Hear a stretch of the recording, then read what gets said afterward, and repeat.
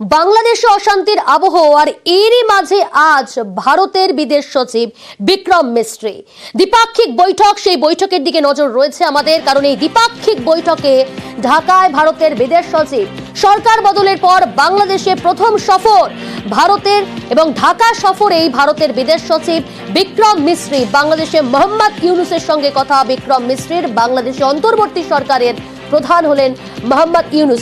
সার্বিকভাবে জানবো এবং এই সফরযাত্রা কতটা তাৎপর্যপূর্ণ, কোন কোন বিষয়ে আলোচনা হবে আজকের এই দ্বিপাক্ষিক গুরুত্বপূর্ণ বৈঠকে, ডিটেল জানাবে মৈত্রেয়ী রয়েছে আমার সঙ্গে। মৈত্রেয়ী, আজকের এই দ্বিপাক্ষিক বৈঠক এবং এমন একটা আবহ, 5ই আগস্ট হাসিনার বাংলাদেশ ছাড়া, তারপর দফায় দফায় অশান্তি তৈরি হয়েছে বাংলাদেশ জুড়ে, এরই মাঝে ভারতের বিদেশ সচিবের সফর এবং আজকের এই বৈঠক কতটা গুরুত্বপূর্ণ এবং কোন কোন বিষয়ে আলোচনা বৈঠকে? একেবারে দেখো, অত্যন্ত কূটনৈতিকভাবে অত্যন্ত গুরুত্বপূর্ণ এই বৈঠক দুদেশের সম্পর্কের ক্ষেত্রে। গত অগস্ট মাসে যখন এই তদারকি সরকার দায়িত্ব নেন মোহাম্মদ ইউনূসের নেতৃত্বে, তারপর থেকে ভারতের সঙ্গে বেশ কিছু ক্ষেত্রে বাংলাদেশের সম্পর্কের কিন্তু অবনতি হতে দেখা গিয়েছে, বা কোথাও বলা যেতে পারে স্টেলমেট সিচুয়েশনে সেটি ছিল।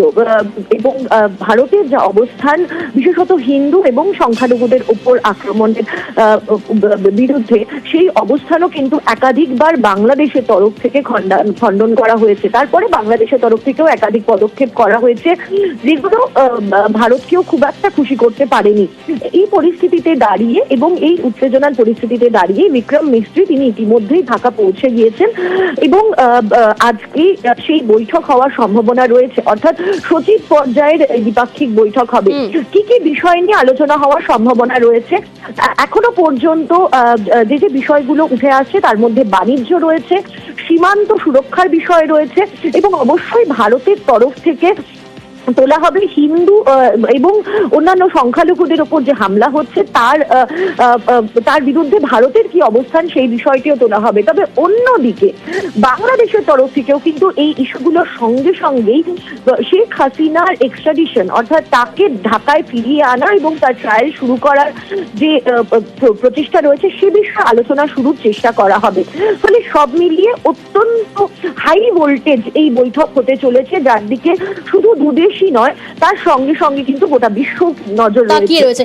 একই সঙ্গে মৈত্রী, খুব ছোট্ট করে জানতে চাইবো যে এই দ্বিপাক্ষিক বৈঠকের আগে বাংলাদেশের বিদেশ উপদেষ্টা তৌহিদ হোসেন তিনি জানিয়েছেন যে দ্রুত অচল অবস্থা কেটে যাবে, এই বক্তব্যটা কতটা তাৎপর্যপূর্ণ বলে মনে হচ্ছে?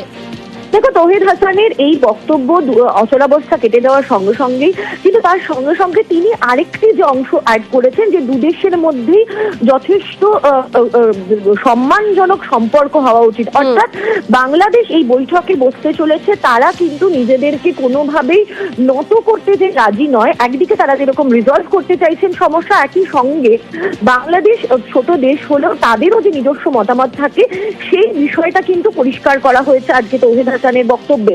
ফলে কোথাও একটা গিয়ে অ্যাডভাইজার অর্থাৎ মোহাম্মদ ইউনূসেরই বক্তব্যের প্রতিফলন বলে মনে করা হচ্ছে।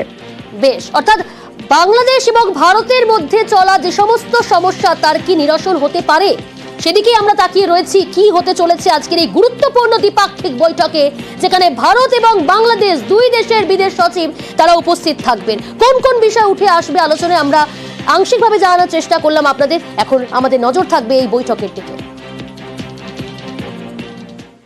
বাংলাদেশের অশান্তিতে ফের ইউনূসকে তোপ হাসিনা। লন্ডনে আওয়ামী লীগের সভায় দিল্লি থেকেই ভার্চুয়াল ঘোষণা এবং ভাষণ। পদ্মাপাড়ে সংখ্যালঘুদের উপর অত্যাচারের সরব শেখ হাসিনা রাজনৈতিক ক্ষমতা দখলে রাখতে ছককষেই অশান্তি বলে দাবি করছেন। আজকে আমরা বিজয় দিবসটা এমন একটা অবস্থা পরিবেশে পালন করছি, যেখানে মানুষের কথা বলার অধিকার নাই, ন্যায় বিচার করার অধিকার নাই, মৌলিক অধিকার থেকে মানুষ বঞ্চিত।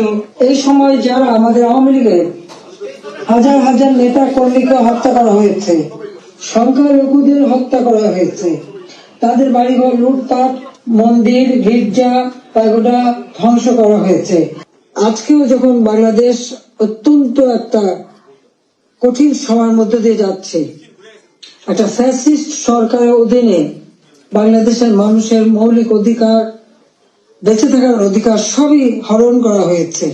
সারা বাংলাদেশ জ্বলছে, প্রতিটি প্রতিষ্ঠান আগুন দিয়ে পোড়ানো, সেই অবস্থায়ও প্রবাসীরা আজকে নির্যাতিত নিপীড়িত মানুষের পাশে আছেন। এই চক্রান্তটা যে করা হয়েছিল সেটা আপনারা নিজেরাই জানেন, যে এখানে ডক্টর ইউনূস সে বহুদিন থেকে চেষ্টা করেছিল, 2007-এও দল করার চেষ্টা করেছিল, ব্যর্থ হয়েছিল, এরপর সে ষড়যন্ত্রে লিপ্ত হয়। শুধু তাই না, ইউনূস ক্ষমতা এসে যত জঙ্গি সন্ত্রাসী ছিল তাদেরকে তারা ছেড়ে দিয়েছে। প্রতিটি জায়গায় নির্যাতন চালানো হচ্ছে।